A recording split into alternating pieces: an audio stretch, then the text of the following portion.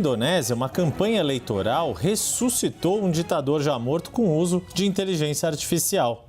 Suharto foi um general do exército que governou a Indonésia com mão de ferro durante mais de 30 anos. O ex-ditador morreu em 2008, só que agora reapareceu aos eleitores em um vídeo de 3 minutos postado nas redes sociais. Trata-se de um deepfake gerado por ferramentas de inteligência artificial que clonaram a voz e o rosto de Suharto. A mensagem foi compartilhada pelo vice-presidente do partido Golkar, uma das 18 legendas que vão competir nas eleições gerais da Indonésia, uma das maiores democracias do mundo. Os eleitores vão às urnas na quarta-feira para escolher presidente e renovar o Congresso, além de votar para deputados regionais. Vamos ao nosso debate, começando com o Zé. Zé, ressuscitar, entre aspas, um ditador em meio a uma campanha eleitoral é legítimo ou é um risco à própria ideia de democracia? Eu acho que ressuscitar um ditador, ressuscitar um democrata, ou quem quer que seja, é uma questão absolutamente antiética. Não me parece correto isso. Eu acredito porque traz uma desinformação natural ao eleitorado. O eleitorado começa a pensar que aquela pessoa teria falado isso, será que falou? Não é bom isso. O uso da inteligência artificial nessas condições, com esta finalidade, eu acho absolutamente antiético. Não dá para ressuscitar esse ditador, não dá para ressuscitar um democrata como Winston Churchill, não ressuscitar ninguém. Acho isso péssimo e é necessário que a sociedade evolua muito para que nós possamos ter parâmetros éticos para a utilização da inteligência artificial.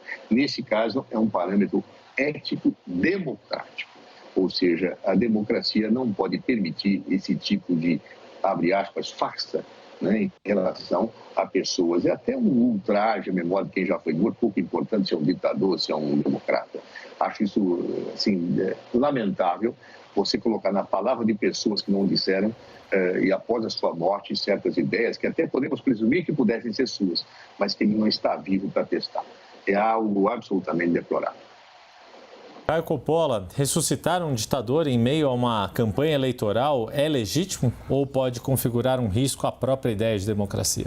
Esse é um dos grandes desafios da democracia contemporânea. Aqui faço coro à fala anterior do Dr. Zé Eduardo, até porque isso é perigosíssimo, né? Então, as plataformas e também o usuário vai ter que se educar nesse sentido. É preciso bolar, né, com o avanço dessa tecnologia deepfake, como você bem disse, protocolos aí para autenticar conteúdos, inclusive dos candidatos vivos, né?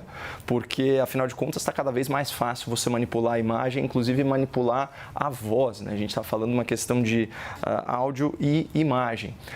Pode haver exceções, né? Então, talvez seja legítimo, né, usar a tecnologia para usar essa tecnologia para que, eventualmente, uma figura histórica leia para as pessoas as suas próprias palavras, né, para não incorrer naquela situação que o Zé Eduardo colocou, né, de você colocar palavras na boca de uma pessoa, inclusive ofendendo a sua memória. Tem também uma outra questão ética, né, que é o caso das famílias que detêm aí, por uma questão de espólio, né, o direito de uso de imagem, se isso pode ser usado do ponto de vista de publicidade para alguma finalidade, enfim.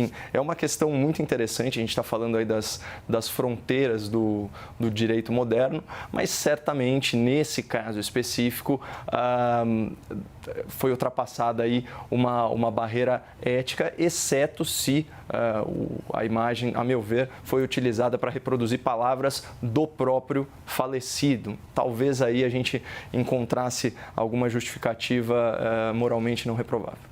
Trazendo essa discussão aqui para o Brasil e começando com Caio Coppola, já há no nosso Congresso um projeto para regulamentar o uso de inteligência artificial e a Justiça Eleitoral também defende a regulação do uso dessas tecnologias na campanha. Na sua avaliação, se trata de uma atitude correta, a regulação, ou isso poderia inibir o debate eleitoral? Não, Não, isso não inibe o debate eleitoral. Isso, como eu disse, são aquelas questões fronteiriças, né, dos desafios da democracia contemporânea, mas é evidente que você não pode usar de inteligência artificial para reproduzir um discurso de autoria diversa daquela imagem, né, do dono daquela imagem e do titular daquela imagem e daquele som, né, daquela voz, né? Agora, de novo, eu não sou tão maniqueísta em relação a isso. Por exemplo, um candidato que assina o seu projeto de lei, né, será que é legítimo ou será que não é legítimo que ele possa, por inteligência artificial, né, reproduzir em imagem e som aquele projeto que ele próprio assina, sem a necessidade de gravá-lo? Isso, por exemplo, é uma questão. Agora, o mais importante é o cuidado com o usuário, é o cuidado com o cidadão, em última análise, o cuidado com o eleitor. Por isso, da mesma forma que as plataformas têm aquelas contas verificadas, também o conteúdo vai ser verificado. Nos Estados Unidos, existe, obviamente já ficou uma tecnologia obsoleta, mas em determinados anúncios, logo depois você tinha, vamos dizer assim, o endosso da respectiva campanha e do respectivo candidato. Olha, eu sou fulano de tal e eu aprovo essa mensagem. Isso para informar o eleitorado de que aquilo tinha legitimidade e estava de acordo com a plataforma eleitoral do respectivo candidato. Então, da mesma forma, esses são os desafios que a legislação brasileira vai enfrentar, mas, na dúvida, eu acho que esse tipo de tecnologia que favorece muito a disseminação de fake news, a gente estava vendo aí o vídeo, né, Zé? Não tem muito como você distinguir da realidade, né? A tecnologia, ela se aproxima muito da realidade e ela pode induzir as pessoas a erro, a interpretações equivocadas e tal. Então, nesse sentido, essa talvez seja uma das modalidades de fake news mais perigosas, né? Porque toda democracia, ela pressupõe um eleitorado bem informado.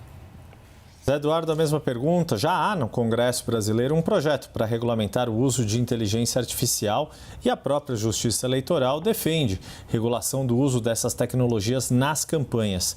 Trata-se de uma atitude correta a regulação ou isso poderia significar algum tipo de inibição ao livre debate eleitoral? Olha, sem sombra de dúvida, nos estados modernos, todos os campos da atividade humana são regulados. Alguns mais, outro menos, de acordo com os valores dominantes e de acordo com aquilo que a sociedade aponta como necessário para a sua convivência e para a sua estabilidade. Um dos direitos que nós temos hoje consagrado é o direito à imagem, né? Ou seja, todos nós temos direito à imagem. Claro que, como qualquer direito, ele tem limite, há situações que são públicas, que podem ser livremente captadas, etc. Mas o direito à imagem é algo que, de certo modo, deve ser visto como um direito personalíssimo, indisponível por parte da pessoa. No caso de alguém que já morreu, eu não posso dispor da sua imagem colocando uma fala que não é a dele, ou mesmo que seja a dele, a meu ver, sem autorização dele, que é impossível porque ele morreu. Então, ou seja, é algo que não pode ser.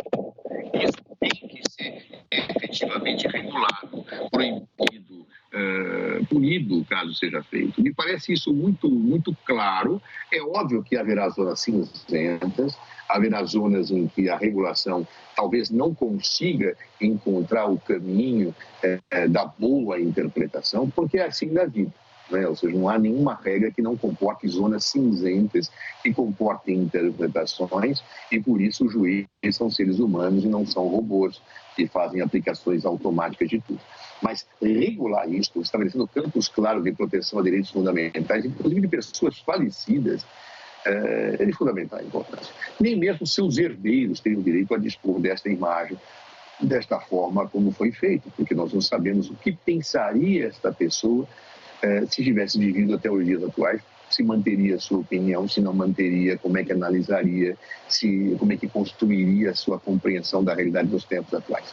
Então, acho que é de bom tom que se regulamente, não sei, desconheço esse projeto de lei em tramitação hoje no Congresso Nacional, é fundamental que tenhamos parâmetro legislativo para isso, e acho que isso nem sempre é algo que fica claro para a população.